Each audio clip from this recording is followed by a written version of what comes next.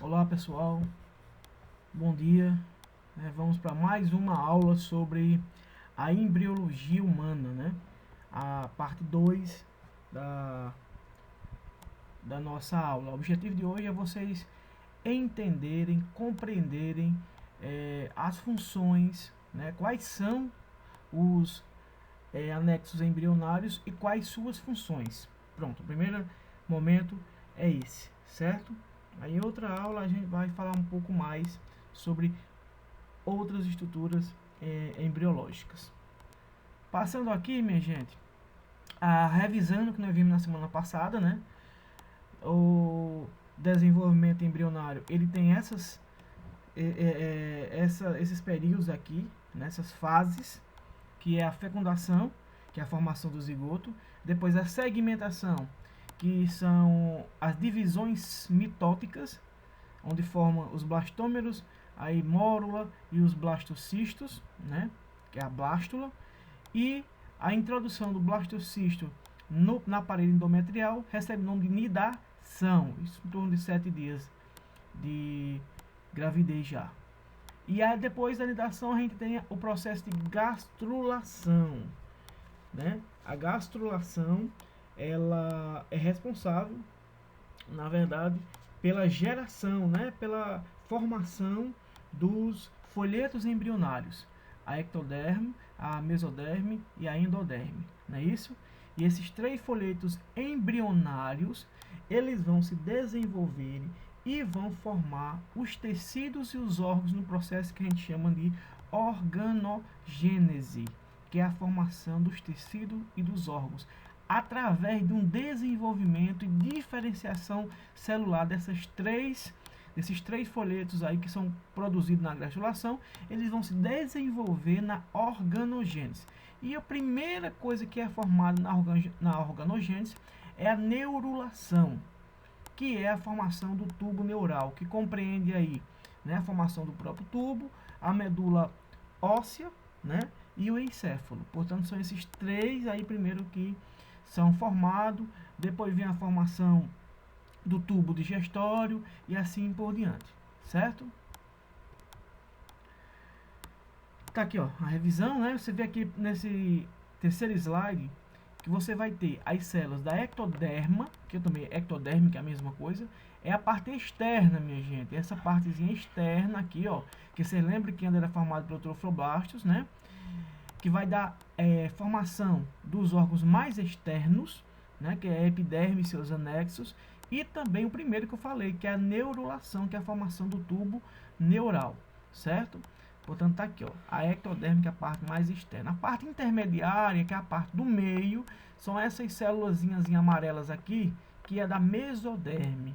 Portanto, abaixo da epiderme, no tecido que forma a pele, a gente tem a derme, a formação da derme. Depois da derme, nós temos a formação dos músculos e dos órgãos, que não é o meio, minha gente, é o meio. Portanto, forma a derme e ossos e músculos na mesoderma, E também o sistema circulatório. O que é que passa dentro dos músculos, minha gente? Uma das funções falando em termos de órgãos, é o sistema circulatório, as veias e as artérias, não é isso? E também um sistema reprodutor masculino e feminino na mesoderma.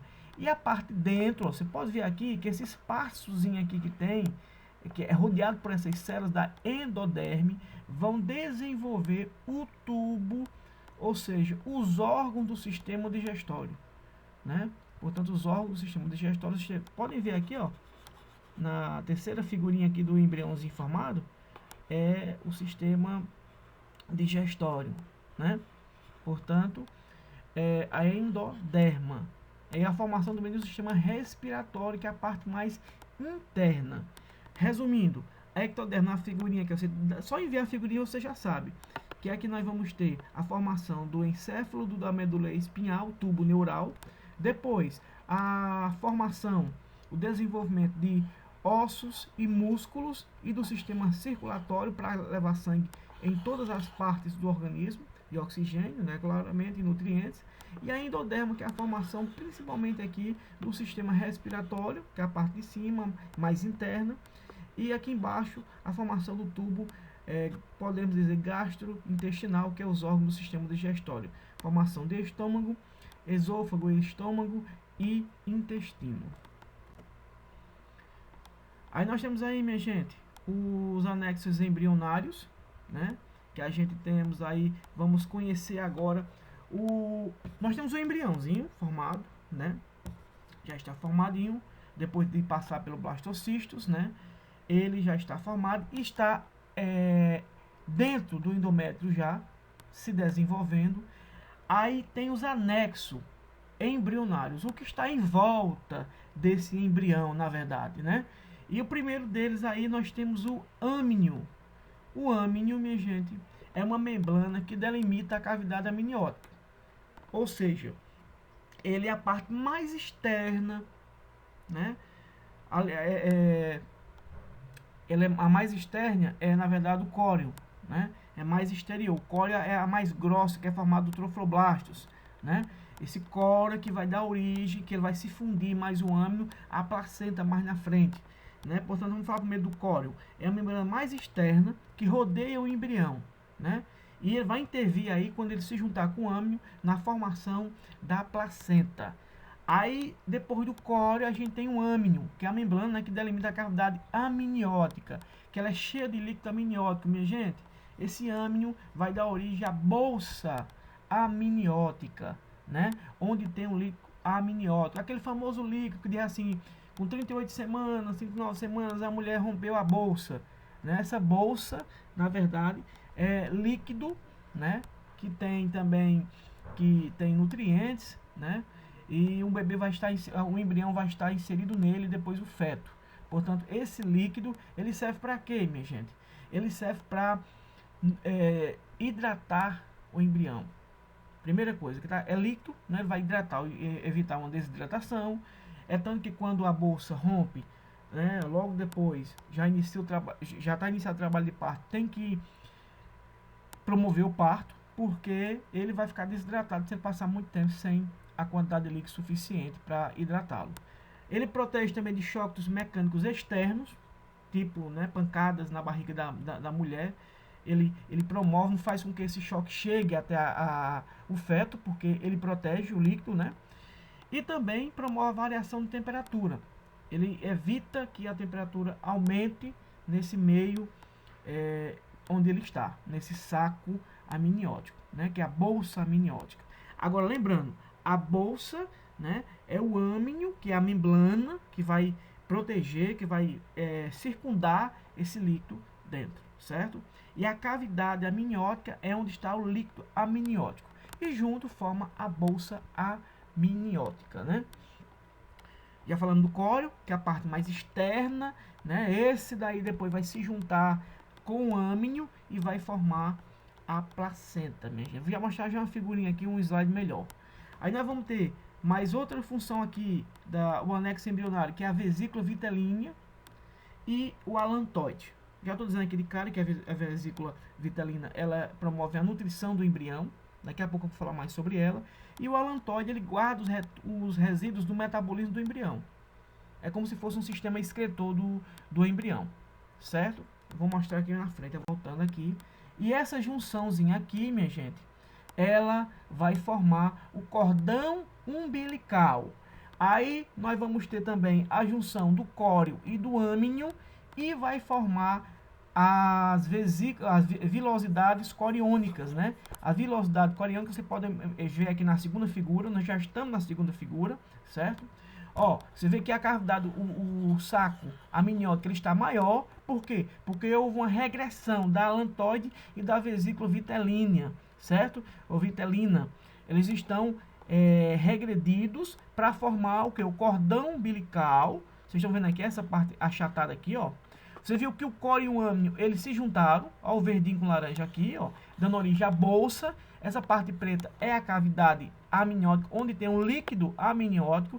E veja que o embriãozinho já está bem formadozinho, já está maior, já se desenvolveu mais.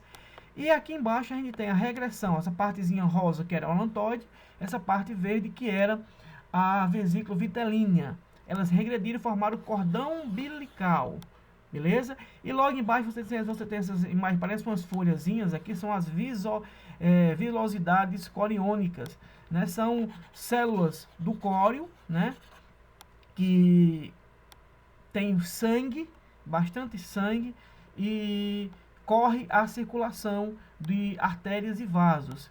E essa vilosidade mais o cordão umbilical vai formar a placenta feminina, a placenta das meninas na gestação. Porque essa placenta, ela vai ser formada aqui na 9ª semana, a cabalantoide, a cablovesícula vitelínea, né? E, portanto, agora a gente tem formado, a partir daí, a placenta, que vai secretar hormônios, progesterona e estrógeno para fortalecer o desenvolvimento do feto, né? E também a placenta vai levar sangue, né? Vai levar nutrientes e oxigênio através da corrente materna, a corrente circulatória da mãe, e vai ter uma troca, né, de gases, oxigênio, gás carbono e também de nutrientes para a mãe. Por isso que é muito importante uma boa alimentação da gestante, porque tudo que ela comer vai para o embrião também, certo? Portanto, isso aqui, minha gente, depois da 8ª semana, ele passa de embrião e passa a ser chamado de feto. A placenta está formada, né? E, né, nesse momento não precisa mais de sensício trofoblastos, que era do trofoblasto que fazia parte aí dessa parte externa do cólio. Ele não precisa mais secretar o HCG, o hormônio coriônico humano, porque a placenta, porque nesse momento aí, o HCG, ele estimulava o corpo lúteo, ele liberava progesterona e estrógeno. Lembra?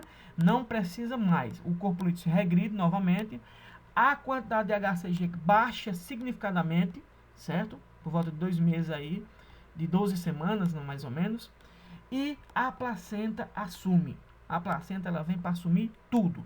Resumindo aqui, temos formado agora a bolsa amniótica, né? Que é a junção do cólio e do âmino, o líquido amniótico, que serve para choques mecânicos externos, para hidratar e manter a temperatura do embrião, e a placenta, que vai nutrir e promover o processo de oxigenação do bebê, e também sair através aí dos vasos as excretas do metabolismo da criança, que não precisa mais do alontoide. Beleza? Formada aqui assim a bolsa amniótica, o líquido amniótico e a placenta. É isso que e o cordão umbilical. E é isso que eu quero que vocês saibam nesse momento.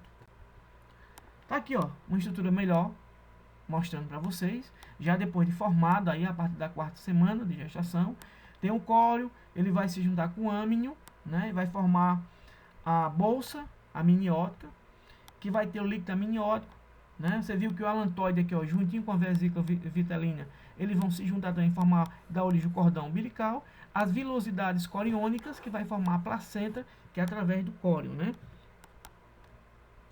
Por fim, né, sobre a placenta, vamos falar na próxima aula bem mais especificamente, mas eu já quero que vocês saibam essas funções da placenta, né? Ela faz o transporte placentário, né, que é o que? A transferência, transporte de quê? De sangue. Esse sangue vai levar o quê? Oxigênio, gás carbono, né? E substâncias nutritivas, como água, glicose, vitaminas, proteínas, né? Que são essenciais para o desenvolvimento. Os hormônios, ela vai secretar progesterona e estrógeno, né, minha gente, que é a secreção endócrina. Quando eu falo endócrino, eu falo de hormônios, secreção de hormônios. Acabou aí o HCG e vai entrar agora os progesterona e estrógeno, que não precisa mais do corpo lúteo, né? Levar anticorpos para conferir a imunidade ao feto, como eu acabei de falar, e vai também retirar as excretas do embrião, como ureia, ácido úrico e outros, né, que faz parte da urina.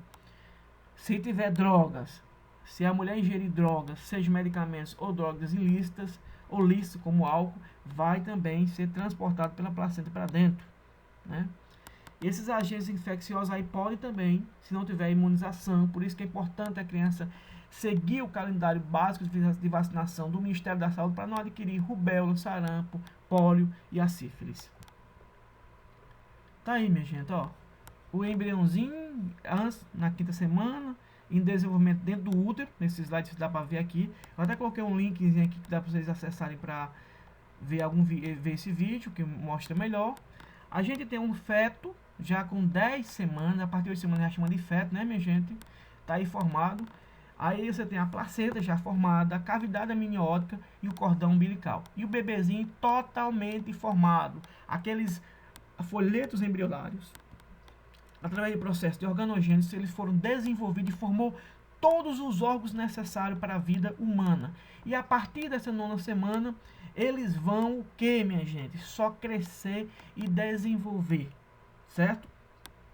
Isso graças à placenta, que depois vamos falar mais sobre ela na próxima aula, né? Ela vai ter várias utilidades, né? Desde secreção de hormônios, de anticorpos, né? Da mãe que vai passar para o filho, para ele já ter resistência, né? Ter imunidade contra várias doenças. Se for droga, se for álcool, se for nicotina, se for agentes bacterianos, micro-organismos, também vai entrar para dentro da criança e vai promover uma má formação dessa criança, desse feto. Beleza? Tá aqui uma foto da placenta. Nós temos o lado materno, que é essa primeira figura, que vai estar aderida aonde? No endométrio, né? E temos o lado que está agregado à criança, que é essa segunda figura que está lá o cordão umbilical.